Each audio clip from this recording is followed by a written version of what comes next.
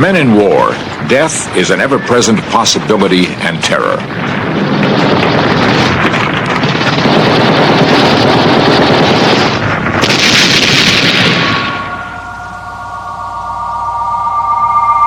Soldiers who experienced near-death encounters suggest that death may not be something to be feared.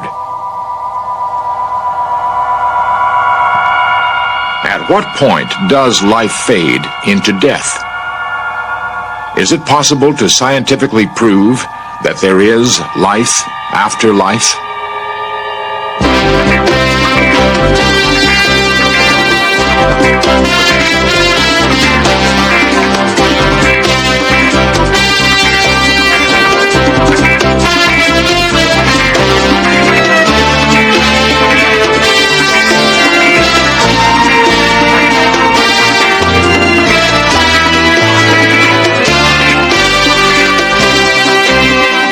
This series presents information based in part on theory and conjecture.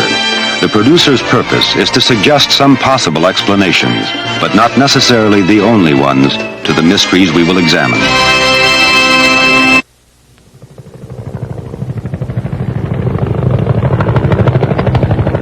During the 11 long years that America was involved in the Vietnam War, over 57,000 men died in combat.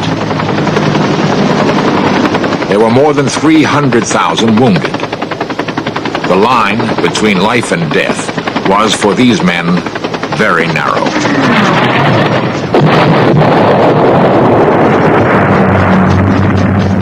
Lana, you remember those ones? In the case of one of those soldiers, Tommy Clack, Vietnam is more than just a hellish memory. Tommy, now an administrator at Atlanta's Veterans Hospital, encountered a life-after-life experience that remains very real. I was a captain in the Army. In particular, my job was that of what's called a forward observer. I called in artillery and plane strikes and gunships and was actually the person that directed us from point A to B by reading the map and coordinates and knowing where we are at all times. But one particular morning, May 29, 1969 to be exact, we ended up in a big firefight.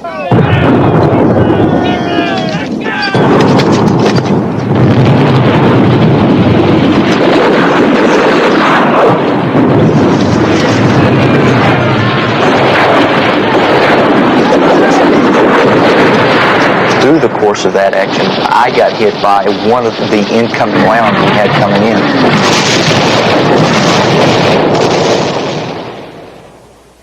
I was conscious the whole time when I got hit. I remember flying through the air, and I remember coming down, and I sat up, and I looked down, and I saw that I was missing my right arm and my right leg, and my left leg was laying off to the side like it was broke.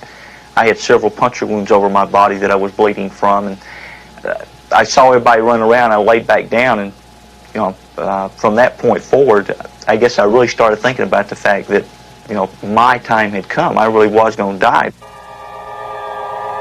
I heard no more battle sound. I didn't feel anything. There was no pain, and I felt this calm come over my body as I was laying there.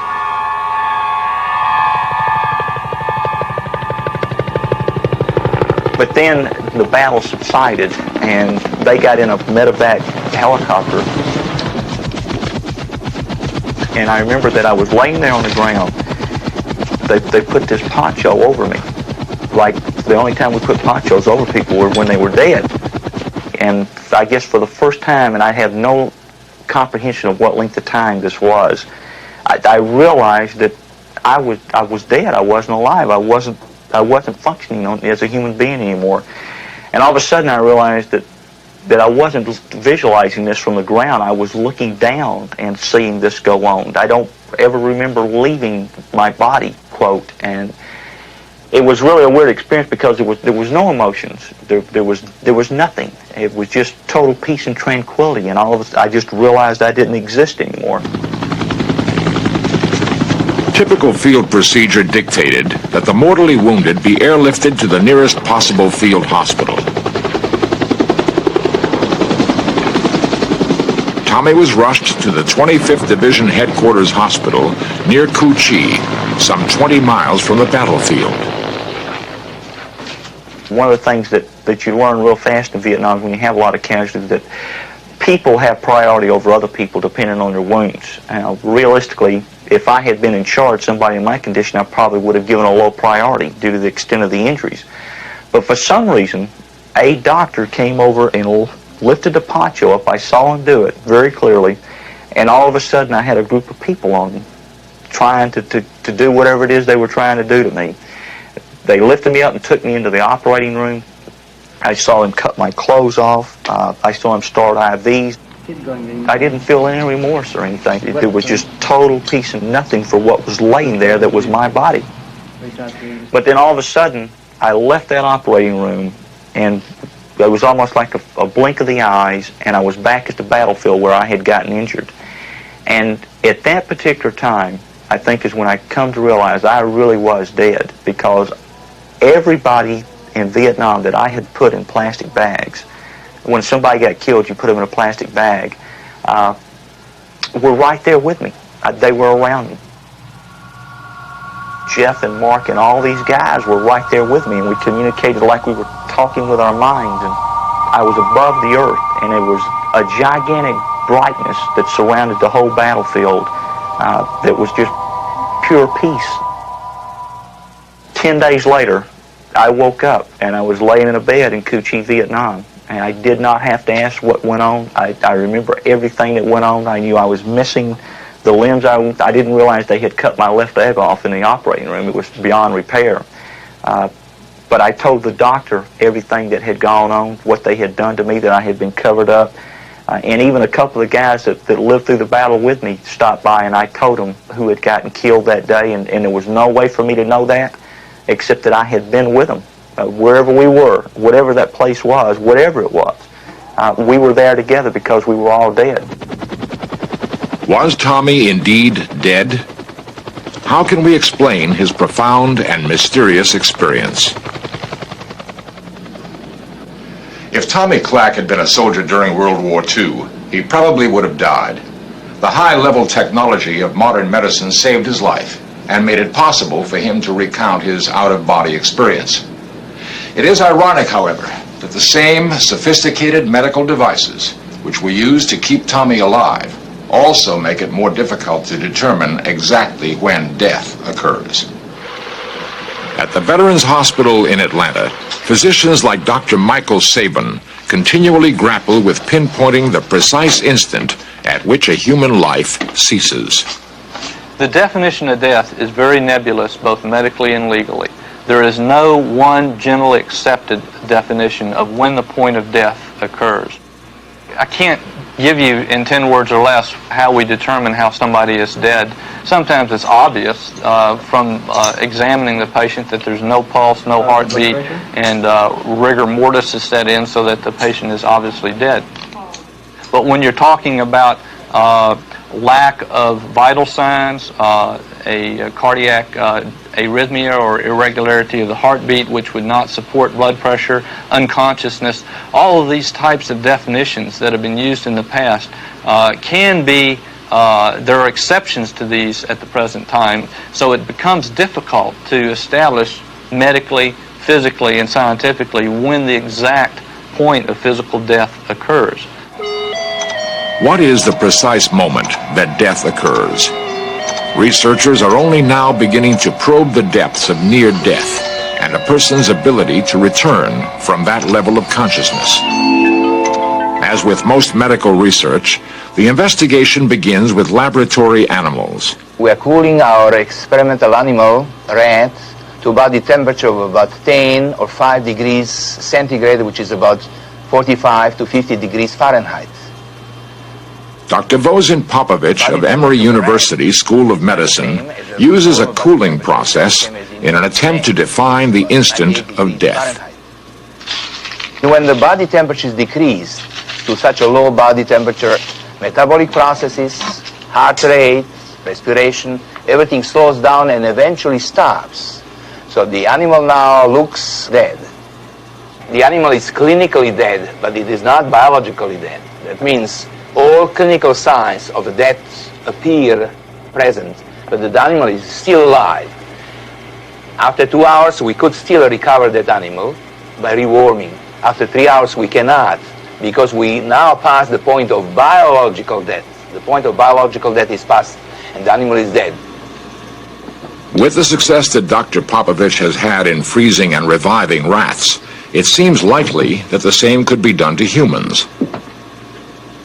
Some human bodies have been purposely frozen immediately after death. There has been at least one unsuccessful resuscitation attempt. An accident in Canada provided researchers with an unusual opportunity to try to revive a frozen boy. His story begins to unlock the secrets of that special place between life and death.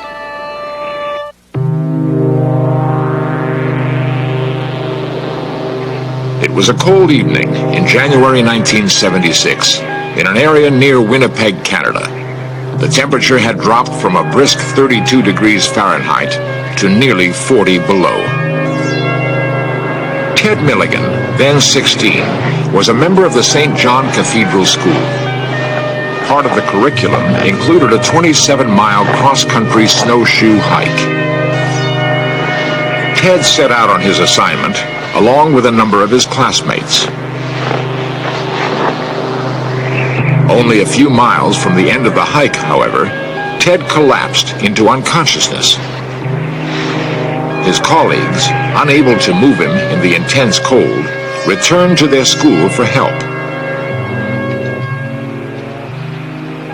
Dr. James Bristow, an expert on human frostbite, freezing, and cardiopulmonary resuscitation, attempted to revive Ted. The lad was clinically dead. There was no heartbeat. The cardiogram showed a flat line on the cardioscope indicating asystole. He was, of course, not breathing, and his body temperature was very cold to touch. And in fact, the temperature as recorded by a low-reading thermometer was 25 degrees Celsius, the normal being about 37 degrees. Ted Milligan's heart had stopped beating for over 2.5 hours. Dr. Bristow worked over Ted's body for nearly another 2 hours.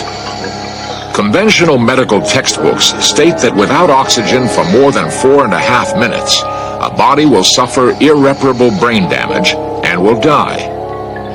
Yet Ted regained consciousness and was perfectly normal. Ted Milligan, now a private in the Canadian Armed Forces, recalls his ordeal. Well, mainly it was just like being asleep, like total darkness and waking up out of a sleep that you didn't know that you had gone into. I'm not afraid of dying. When I die, I'm going to die, and I'll probably die with a smile on my face. Biological death basically means brain death, irreversible brain death, as opposed to clinical death, which is simply the lack of vital signs, heartbeat and respiration. These episodes, and such as Ted's, has focused on and brought more awareness to the fact that there can be a great discrepancy between clinical death and biological death in some instances, and notably accidental hypothermia is one of these, where in fact an individual could be written off and could be given up as being clinically dead, only to have the brain still intact, the brain cells still intact and capable of being resuscitated, which is the important thing. Ted Milligan's experience seems to indicate that there is no fine line between life and death. Perhaps it's a broad expanse through which a person moves simply and logically from one state to another. What happens when this process is interrupted by modern medicine and a person who has been gliding toward death is revived? Fred Schoonmaker, a doctor of cardiology at St. Luke's Hospital in Denver, has had repeated experiences bringing patients back from death-like states. Their accounts of life-after-life experiences were so numerous and similar that Dr. Schoonmaker was intrigued by the phenomena. The first questions that began to come to my mind is that could this in some way be a dream-like state? Could this in some way be hallucination? If you take a person, an example, who's hallucinating, if you take a person who may be in DTs from withdrawal from a drug dependency problem, they're seeing pink elephants, they're seeing white rats, red rats, whatever it may be, but this is a terrifying experience to them. It was an unreal when they became back into and filtered back into the mainstream of life after being hospitalized over a period of time and rehabilitated. These kind of vivid expressions that they had either in dream states or hallucinatory states, or if they were on any kind of drug medications for decreasing pain or whatever, they knew they were not real. They were unreal. And the word that began to pass through many of these people as we talked back and forth was, this was a real experience that I had. I don't know what it was, but it indeed was real. Schoonmaker discovered that those who have had life-after-life experiences are profoundly changed. Unlike most of us, they no longer fear death. I found that people who have not really come to grips with their own feelings about death are not very well equipped to live. Janet Rainwater's encounter with death occurred in 1952. The doctor said I had flu, but there was a polio epidemic going on, and I became gradually aware that I had polio, and finally went for a spinal tap, and they said, okay, you'd better go to Variety Children's Hospital. By the time Janet had reached the hospital, she could barely walk. As recreated for In Search Of, each step jarred her already excruciatingly painful spine. She lost her ability to swallow and encountered incredible difficulties in breathing. Finally, her arms and legs became totally paralyzed. Janet lost consciousness and began drifting between life and death.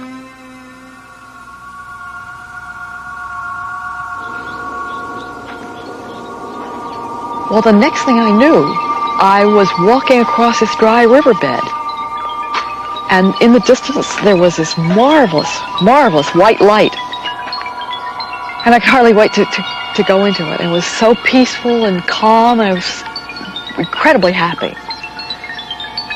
And then I became aware of some women. I felt they were calling to me, but I kind of said, go away, don't bother me, because I really wanted to go into the light.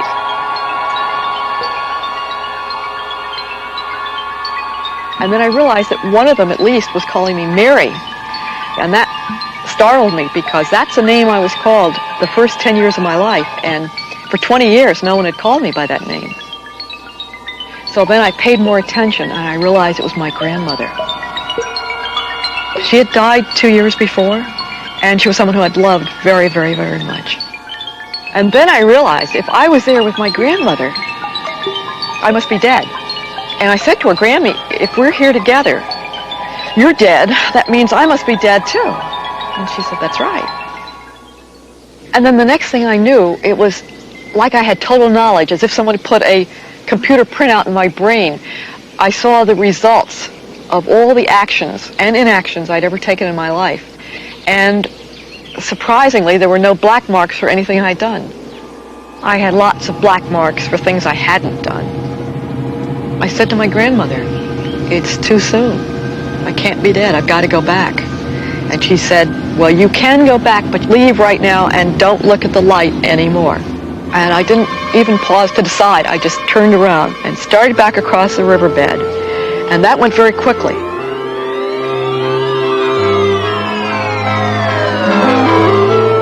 But then I came to this practically vertical sandbank, and I started climbing up it, but I couldn't get really good handholds, and I would fall back down. And I'd work some more and climb some more, and I'd fall back down. But finally, I made it up, and I just fell back, exhausted, on the top of this sand dune. And the next second, I woke up, whatever you want to call it, and I was in my own body, and I could breathe, and I could swallow, which was incredible, because I hadn't swallowed for 3 or 4 days. Someone came in the room almost immediately, and I could tell they were really surprised at how well I was doing. And I said, I can swallow. And give me some water. I want to prove it. Well, a little bit later, they brought me a bowl of turkey broth. This was dawn. It was Thanksgiving Day. And Thanksgiving Day has always been a very special day for me. It's Christmas and Easter and everything else rolled into one. I'm not afraid of death. I know it's a beautiful experience that when it comes to be my time, I'm going to really look forward to it. No one is sure what the near-death experience really is, but the message from those who have encountered it and returned is that death should not be feared. They suggest that what is to come is simply life after life.